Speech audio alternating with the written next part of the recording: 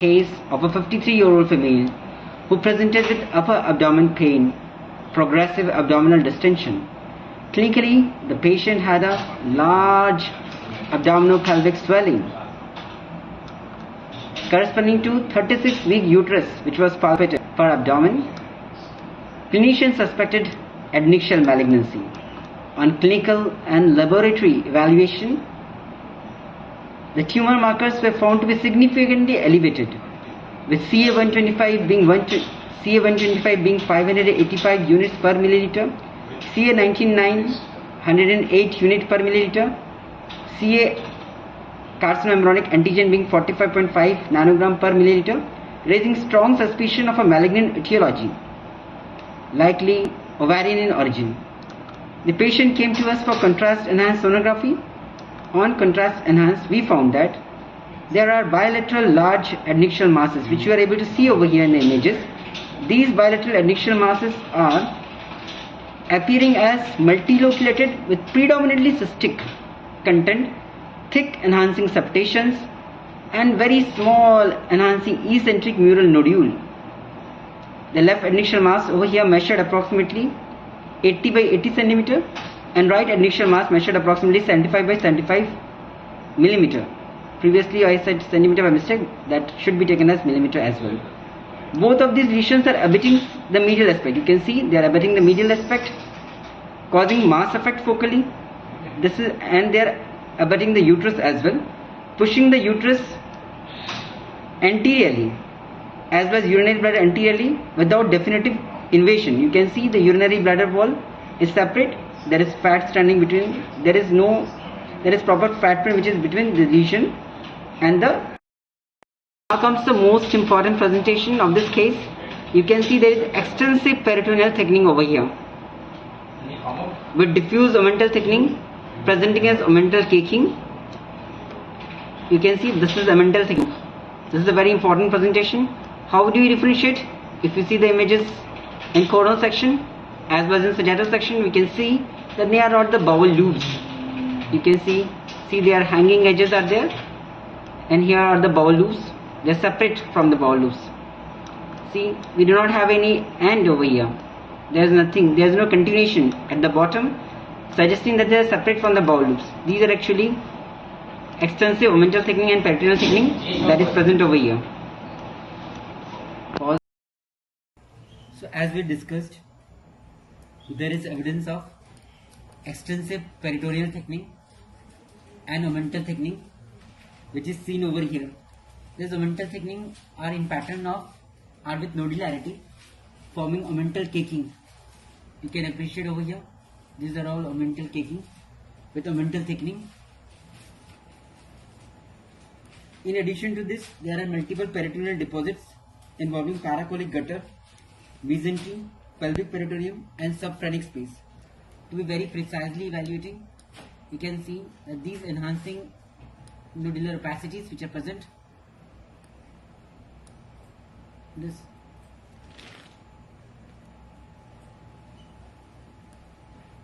are peritoneal deposits. These deposits are actually causing scalloping of liver surface. This one is scalloping of the liver surface. Scalloping of the liver surface. Whenever we are able to see the scalloping in the liver surface, we should strongly suspect it to be a case of peritoneal carcinomatosis. In addition to that, there is moderate ascites which is evenly distributed throughout the abdominal cavity without any evidence of loculation or mass effect at present. Taking the lab report, lab parameters available, and the imaging evaluation which we have seen now, the most likely diagnosis over here stands to be a case of bilateral malignant ovarian epithelial neoplasm with extensive peritoneal carcinomatosis and ascites.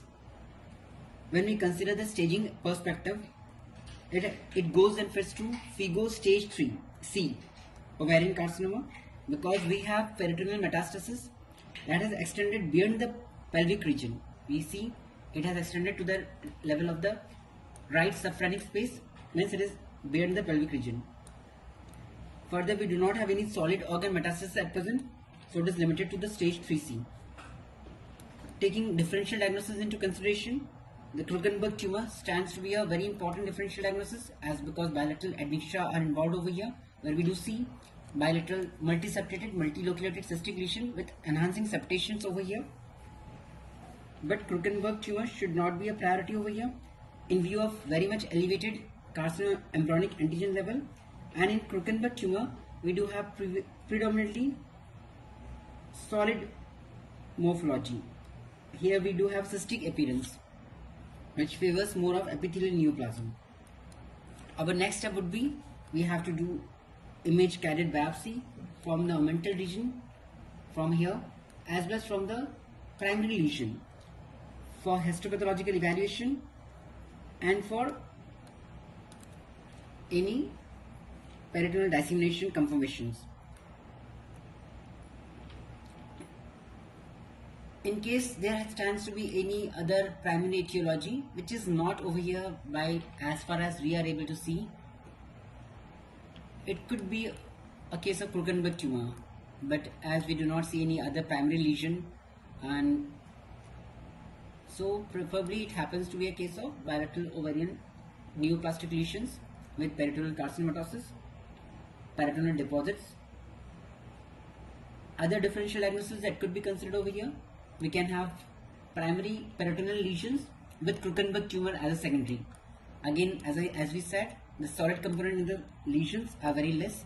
You can see it is predominantly cystic and very less enhancing solid components are there, though enhancing components are there. So because the lesions are predominantly cystic with septations and very small mural nodule with markedly elevated CA125, ovarian carcinoma is favored over Krukenberg tumor, which typically happens to be more solid, as we have told already. Now, another most important thing that we should never be mistaken of, that we should never make a mistake, is to identify. We see these are the bowel loops. In addition to the bowel loops, towards the ventral surface, we are able to see these are peritoneal thickening, omental thickening, sorry. They are giving a sheet-like appearance, and we should not mistaken them for bowel loops. They should always be considered very separately and a very vicious sign of peritoneal carcinomatosis. Whenever we are seeing it, we should consider it could be a case of peritoneal carcinomatosis. We should also look for the scalloping of the liver bed. This is also a very important sign for peritoneal carcinomatosis, especially, and these are the peritoneal deposits, which should not be missed under any stage. Whenever we are able to see these peritoneal deposits with peritoneal metastasis beyond the pelvic region, always remember it goes to stage 3C. So that was a very important case, as we do have discussed over here. I hope you will take a very positive note from this case.